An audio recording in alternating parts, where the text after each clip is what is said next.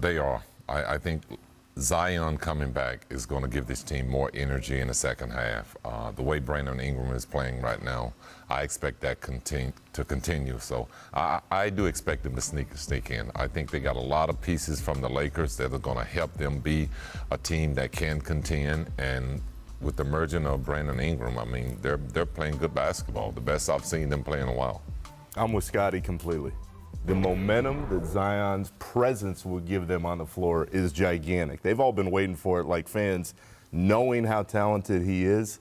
But guys, you hit on it, I mean, Alvin Gentry deserves a ton of credit because so many people were writing this team off. They were writing him off. And everybody was sitting there going, the Pelicans aren't ready. They're going to fold this year, kick it for next year. Let's see what happens. Gentry kept them together, and to the credit to the guys in that locker room, the only way you continue to play and play as well as they have lately is if you respect the coach who's giving you the orders night to night. So everybody involved came together. You get Zion back. Absolutely, I believe they're going to find a way in the end. So let me ask you this, Scotty, because they've had a lot of injuries. Consistency with the lineups has been an issue for them. One of the most consistent people, as I said, is Brandon Ingram. He's been tremendous. In your eyes, is he an all-star this year? For sure. For sure. I mean, he's been playing all-star basketball. He's putting up the numbers. Right. 49 points last night. And to be honest, Alvin Gentry has given him the green light, and he is the guy that really got the Pelicans playing. They're playing with a lot of confidence, and I think it's because of Brandon Ingram. The fact that he can score the basketball, and he's proven that he is a consistent scorer night in and night out. This is not the guy that was with the Lakers. Right. This guy is an all-star now. So, Nick, let me ask you this. Zion in the preseason averaged 23 points on 71% field goal shooting. And we don't expect him to come out and do the same thing because it's regular season versus preseason, and also he's coming off an injury. But how well does he have to play, do you think, for the Pelicans to have a realistic chance at making the playoffs? He's got to play pretty well, but we got to keep this in mind. He's going to be on limited minutes. Right. They're going to watch him very, very closely. I wouldn't expect more than 20 or 25 to start. As long as he's playing at a high level and drawing attention, it goes back to Ingram. Ingram right now is the star, guys, that the Lakers wanted him to be. Right.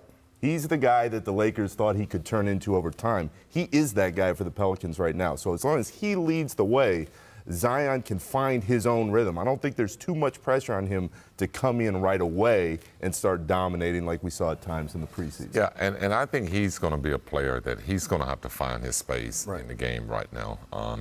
He hasn't proven yet to really be a scorer in the game because he hasn't been on the court. So he's going to have to piggyback a lot off of what Brandon Ingram is doing. And I think for him, it's going to be important for him to get himself going, rebounding the ball, get on the offensive boards. That's where he can help this Pelican team. To me, it's his energy. You know, that was a big thing in the preseason. For a big guy, usually big guys, you run up and down a couple of times, they don't get you the ball, you start playing a little slower. Man. He runs so hard. He commands so much attention that it makes defenses react. And so he may not even get a touch or the numbers, but it makes the game easier for everyone else because of the attention he draws. By the way, this is a schedule we're looking at their upcoming opponents. There's some very winnable games on that schedule right there. This is the time, I guess, they would make some ground if they're going to make a push, and him coming back couldn't come at a better time. All right, moving on. Kyrie Irving took some flack yesterday for comments on the Nets needing more help and naming individual players as members of the Nets core while omitting others. Today, Kyrie said he talked to his teammates to clarify those remarks, but he also responded to the critics. Take a listen. That's a deeper dive, man. Honestly, I think that it's just probably a telltale sign of the career that I've had. Some of the moves that I made individually, and then as well as coming to different environments and organizations. At the end of the day, I always say it's an entertainment league. We're very drama-filled.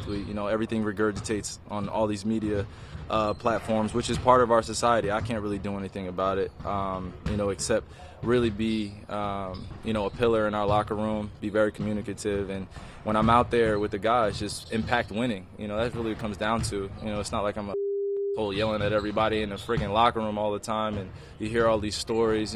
And at the end of the day, my name, it was given to me by my grandfather. I'm very grateful, but it's in a lot of people's mouths all the time, and it is what it is. I've earned that respect in terms of how great I am as a player, and there's still more goals I want to accomplish in this league, and I can't do it without improving an organization and winning a championship, and that's what it comes down to. So I'm going to continue to push. I'm going to continue to demand greatness out of myself and demand greatness out of my teammates, and we go from there. If it's harsh as a leader or it's too much for anybody, you're not in our locker room. Stay out.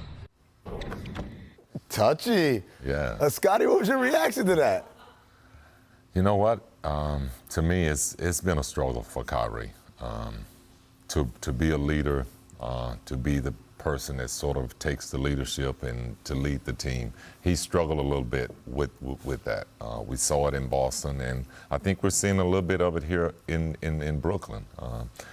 When you're on the court and you can play, your play can answer a lot of the critics. Right. But when you're not on the court, you're not playing, and you're still running your mouth, and you're not showing great leadership throughout that organization, then people are going to say things about him. And I think Kyrie has to become a bigger man, accept criticism, but he has to also become a better leader for his basketball team. Scotty, to that point, why is it so difficult sometimes for younger players to go from being a great player to a great leader over time?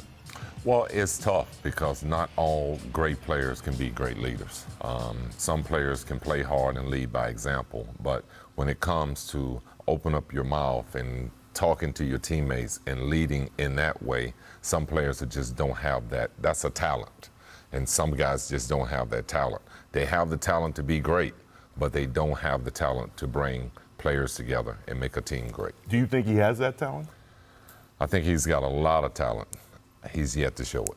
Yeah. I think there's a difference between what you described and also being, you could be a tremendous basketball player, but just not have that last Qualities part to lead a team. And to me, that's not a knock, that's just reality. We all bring different things to the table, so when you're building a roster, you want to make sure all those pieces fit. So I know I got to have someone who brings that part because he doesn't. And it helps, you know. You look at some of the great teams and how they match up.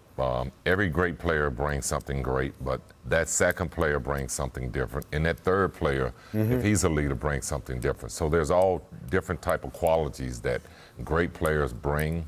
LeBron brought great leadership, and Kyrie was a great sort of scorer, closer, if you want to call him that. But does he have the leadership to lead a team now and be that scorer and that closer? I don't know if it works together.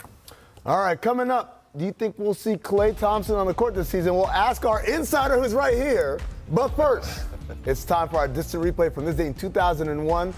I can read the prompter, so I know it's not Vince Carter. It's the Stro Show. With him in the game down this late.